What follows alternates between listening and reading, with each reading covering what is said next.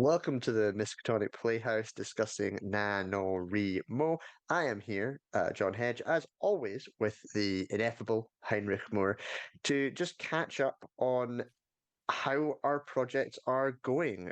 We are into week three, and I don't know about you, but I've had a significantly worse week than the last 2 weeks. Those following along will know that I started really strong, got loads and loads of work done, and I've had a bit of a nosedive this week due to illness. How about yourself, Heinrich? I'm in a similar situation. I didn't have the strong start. I feel like I am in the midst of the grind. Like this is the really tough part. Like you, I've been battling illness. I had a big work project that I was glad to get finished, but absorbed a lot of my time, and then I promptly got sick because of the amount of time I spent on it.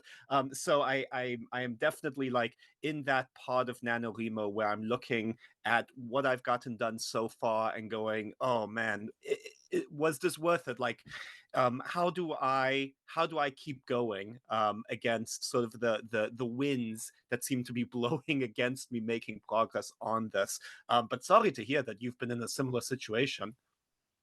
Yeah, I think that's one of the downsides of really trying to put all of your energy into one single month. Writing is often a marathon, not a sprint. And so sometimes when we try and turn it into a sprint for a month, which we're going to write every day, this sort of thing happens. It unravels one way or the other. If you refuse to listen to the little voice in your head telling you to take a break, then eventually your health will suffer. And I think I may have fallen into that hole a little bit. But we're about halfway through, just a little over. So it's pretty fair to say that it's probably going to be possible to get the same-ish amount of work done again, which gives probably those trying to understand what's possible to accomplish in a month a good idea. Because it should be that imagine the amount of work you've done, imagine that again. That's probably the amount of work it's possible to do. Is that a way you think about it? Is that how you try and get past this mid dump? Yeah, I think that's a really good way of looking at it, especially because it seems unlikely that you are going to do more than you have done so far, right? Like if you were particularly motivated for the first half, you're probably not going to get more motivated during the second half. Bless you if you do, absolutely. But I don't operate that way, right? So it certainly is a time to figure out what does the finish line look like for you, right? Whatever your aspirations may have been going into this, it does you no good to stick to original goals if those goals are no longer realistic, either because you have had other things come up in your life that have had to be prioritized, be it work, be it family, be it health, mental health, physical health, right?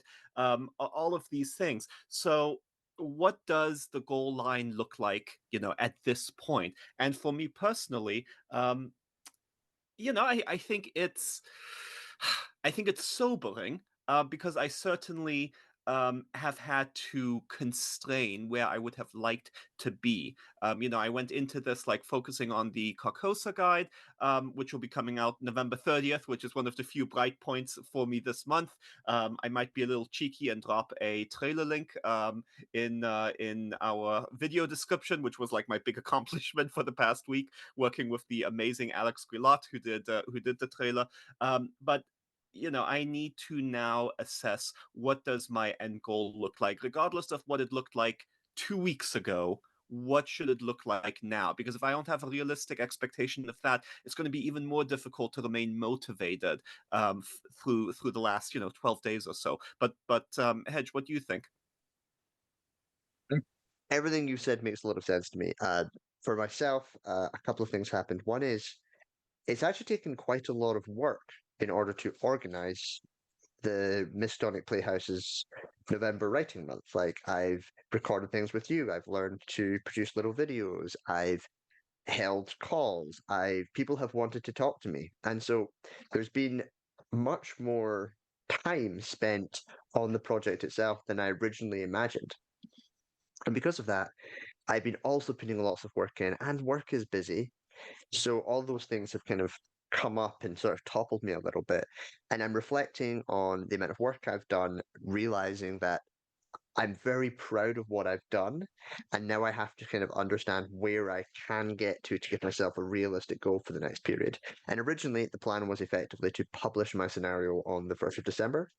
Um, I am updating that right now to say that I will have the first full draft ready to go to a few friends to read through on the 1st of December, which is still a pretty big accomplishment that I'm going to be quite proud of. But there's a couple of weeks more worth of work there. There's the whole editing. It's a fairly short scenario, so the editing shouldn't be too onerous. But I'm now hoping to have it published before Christmas and to slip it into the Miskatonic Playhouse Christmas bundle, which I'm sure a few of us will no doubt try and get ourselves involved in. And so just being able to stick, you might call it admitting defeat, but admitting this is where I am and this is where I'm going helps me now begin to form what the work is going to be like for the next couple of weeks.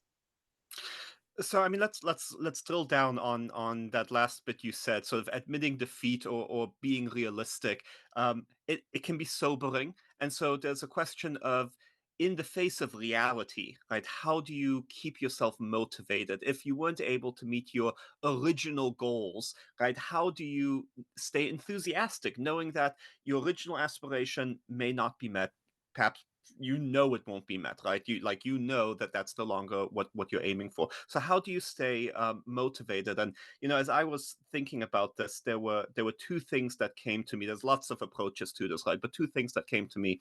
One was uh, embracing the grind, and the other is rediscovering your love. Right, so two ideas that I would be interested in your thoughts on. So, embracing the grind. What I'm thinking here is, hopefully, ideally, by now we have established some kind of routine for working on this project. And listen, there is something satisfying in this context, at least, to embracing the suffering, right? You knew this was going to be difficult, right? You knew there were going to be bad points. And now you have the satisfaction of being right. Here you are. Here you are at the bottom. This is the toughest part.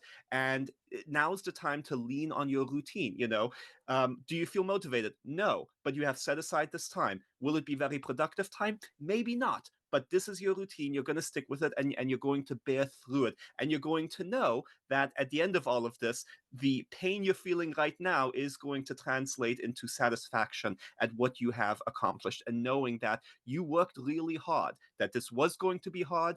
It proved to be hard, and you worked through it. So I think that's one approach that may work for some folks. The other approach I was thinking of is finding what you loved about the project to begin with, right?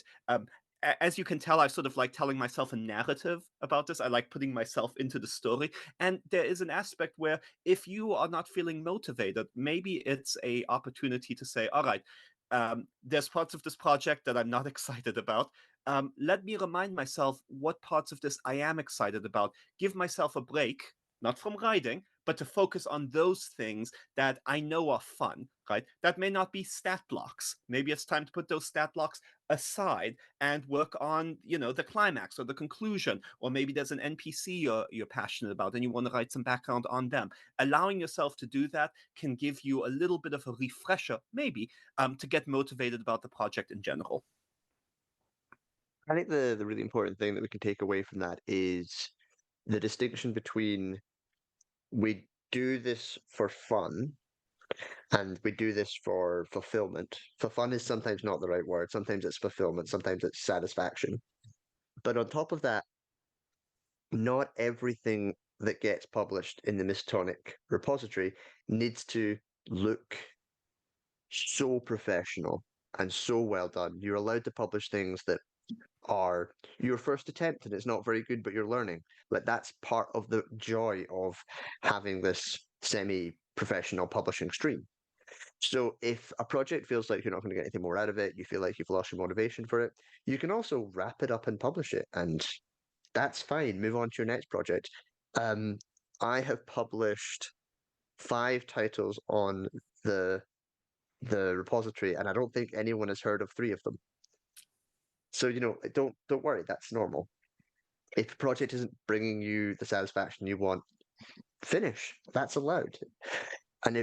Or put it in a drawer, come back to it in a year. I did that once and it was the best idea I ever had. But yeah, wrapping up, maybe we just finish up by saying that motivation comes and goes, and putting a little bit of work in every day is the key. And also finding what you love about writing is the key. And if you aren't loving it, do something else. Maybe collaborate, maybe talk to others. Find what you love doing. Like, for instance, to give this example, Henry, you're not publishing a scenario right now. You're publishing something. How would you describe a guide to Carcosa? I'm just slipping in a little bit of an advert for you. Well, I'll just conclude. I mean, it's the end of a 2-year process for me. It is a solo campaign, right? So it's intended for you and a keeper, or for you to play through yourself. And there's a lot of small things that have had to get done in the lead up to the release November 30th, and the Twitch stream on Bridget Jeffries' Symphony Entertainment Twitch channel. But it's sort of it's an awkward phase for me, because the big work is done. There's not going to be major changes done to the product. I'm sort of like with everyone else, waiting for November 30th to hit the release button. So yeah, it's anticlimactic, and it's tough to motivate yourself to take on new projects when you are waiting for your current project to finally launch. So no notes on your conclusion. I think that's great. I'm looking forward to seeing where we are a week from now for our last meeting. And I hope you feel better. I hope I feel better, and I hope everyone watching just be kind to yourselves, reassess your goals as necessary, and if all else fails, embrace the grind.